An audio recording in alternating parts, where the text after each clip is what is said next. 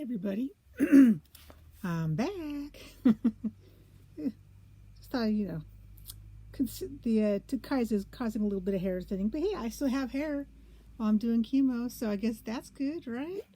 So, today I wanted to talk about how our breast cancer can change hormone status or even HER2 status.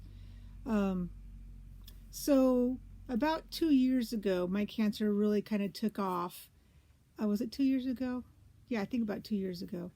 It's because before, when my cancer was first diagnosed a number of years ago, it was just progesterone and estrogen positive. The HER2,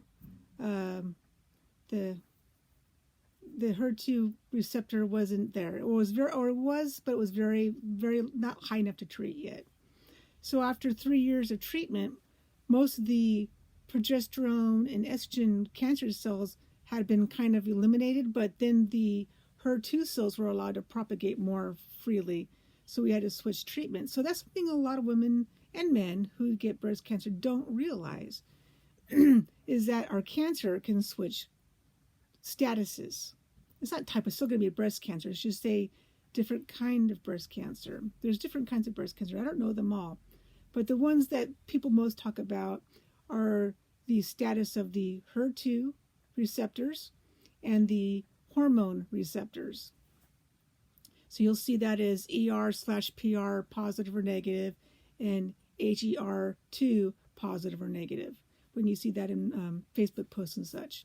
So something that's important for everybody to understand is that when your body stops, your cancer stops responding to treatments, especially if you've gone to a second line and it's still not responding, it's time for a new biopsy. So if you're already stage 4, biopsy is a biopsy. But if you're not stage 4 yet, I would recommend that you get a lumpectomy, not a needle biopsy. I mean, I know there's studies that they're saying that, the needle biopsy doesn't cause the cancer to spread. Well, I'm calling bullshit on that. I'm sorry. I mean, I'm a scientific person. I have a degree in physics. It's only a bachelor's, but it signifies that I know how to do research and I understand basic science. And when you poke holes in a tumor and the cells are in there, I mean, you can visualize a tumor and then the needle going through it. You're going to get some random cells that get released from that area from just the puncture itself. I'm not saying that the tumor itself is going to suddenly start releasing all these cells, but it only takes one cell to land somewhere where it can start growing and find a blood supply and become a new tumor. And that could happen anywhere in the body. If that one little cell escapes from that biopsy and travels somewhere else in the body, you are now stage 4, most likely, unless it stays locally and in breast. Then it's stage 1 or 2, maybe even stage 3, which is still possibly curable at stage 3. Once you're stage 4, they're pretty much like, yeah, we can't cure you. I mean, there are some rare cases where people do become cancer-free. I hate that word cancer-free because it just means that they can't see the cancer. It's hard to know. Only way we know if we had like super scanners that could scan every cell in our body, say, yep, all those cells are normal cells, are not cancer cells. Then we could say that we don't have technology that's that accurate yet. We can see tumors up to 2 millimeters, I believe it is. Like in PET scans, I think they're 2 millimeters, 1 to 2. But that's still visible to the eye, but cells are much smaller than a millimeter. So, anywho, so if you are undergoing treatment and your cancer stops responding, you might want to ask your doctor if it's time for a new biopsy. It may not be time. Maybe we'll try one more line of treatment, and if it doesn't respond, then maybe we'll do a biopsy. But it's important to understand that our cancer type can change. Our status can change. And if you don't know that, maybe, you won't understand why your doctor's changing it or doing this, It's important to understand that if you stop responding to treatment, it's a chance that your cancer's changed status. So just be aware of that. I mean, mine has changed already once. So the last time I tested, I was HER2 positive and still like mildly, hormone receptor positive, but it was weaker because we've treated that for 3 years. So by next time it changes, I could become completely hormone negative and still be HER2 positive, or I could become hormone positive but HER2 negative, or I could become triple negative, which is the least desirable one because they don't have as much targets to aim for. There's still mutations that we can aim for. I have like 3 or 4 different mutations, but not all of them have treatment options yet. Let me see if I can find. I keep a diary of all my stuff that's going on, so that because my memory is not as good as it used to be. It never used to be that great, but it's one of those things where, if you write it down, you're more likely to not be confused about what you did or what you didn't do. Like whenever I do research and I find something about a drug, like right here I'm looking at Kadcyla side effects, fatigue, nausea. That way though I know if I'm getting a new issue with my body, I'm like, oh, it's just a side effect. I don't need to bother my doctor. But let's see.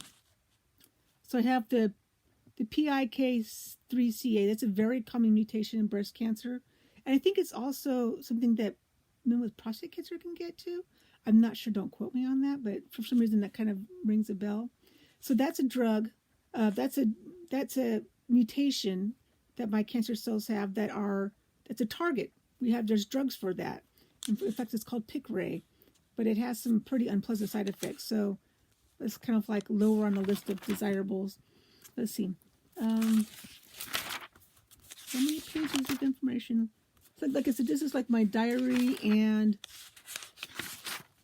information tracker. So like I have all my blood results. Let's see here. Oh la la, wasting time, I know. Well, fine then. It's in here somewhere. All right, I think we're getting closer. Oh, there it is. So I have an ATMP mutation. There are clinical trials. The PIK3CA. There was another one. Where'd that one go? That was just 2 of them.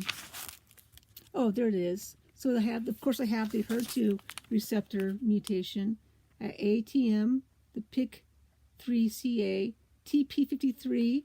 It doesn't say it has any trials yet, but that's a target that they're researching on. SF3BM1. No, as of that, when I did the research, there was no medications for that yet. But so 3 of my mutations have drugs that they're either in trials or already approved. Like, of course, Her2 has a number of approved drugs. The ATM, when I looked at this, there's 3 trials, and the PIK3CA, there was 1 trial. So that's something that we have to keep in mind too, is as our cancer mutates, we still possibly have these mutations. If your cancer cell hasn't been genotyped yet, that might be something also worth asking your doctor about. So when you become triple negative and you become, to the point where you have fewer options, mutations other than the HER2 and the hormone, which is not a mutation, it's just a status. It's important to know your mutations because those are also potential treatment targets. So know your status, understand that it can change, and know your mutations so that you know what other options you might have after you become resistant to all the other treatments you have. Because these clinical trials and stuff could extend your life even further. Heck, I guess I'm almost 6 years out. So I'm at least 5, maybe going on 6. I can't keep track. But you know what? There's new treatments coming out every year. So do your research, ask lots of questions to your doctor, and stay informed because that could help prolong, maybe even someday save your life. Because who knows? That treatment, a cure for cancer could be discovered any day. They're getting closer. So do your research. If you have any questions, I'm happy to try to help and ask. But the best person to ask is your doctor, of course. Sorry, I'm a little horsey.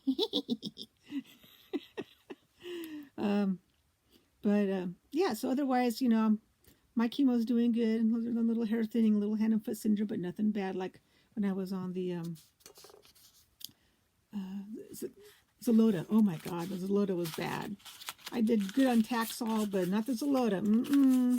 It hurt me.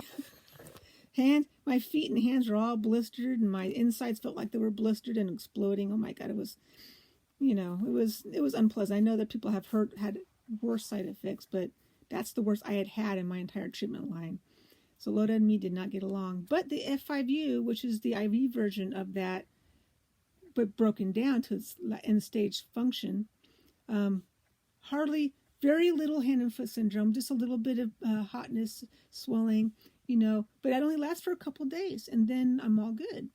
So, and a little bit of tummy problems, but I think that's probably also the Herceptin or Congenti, which I'm on, which is biosimilar to Herceptin. But anyway, so I just wanted to share that. Hormone status can change, HER2 status can change, and when all else fails, know your mutations, because that can also help prolong your life. All right, guys. I'm also on Facebook. I have Life with Stage 4 Cancer on Facebook. And if you want, I also have a personal page, but I don't post any cancer stuff on there. It's Misty Clark too on Facebook. All right, guys. Take care. Stay happy, stay healthy, and share joy. Bring joy to your life and those around you. Bye-bye.